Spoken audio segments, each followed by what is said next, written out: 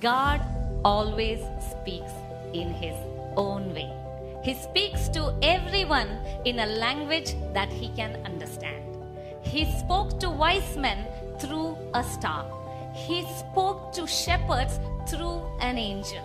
He spoke to Joseph in a dream. He spoke to Herod through wise men. He spoke to Mary through Gabriel.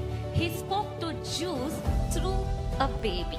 He spoke to scribes through the law. He spoke to Pharisees as a son of man.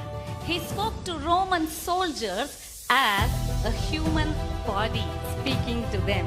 He is still speaking to you and I as the Son of living God. He meets you at the level of your faith. Are you willing to listen, obey, and follow?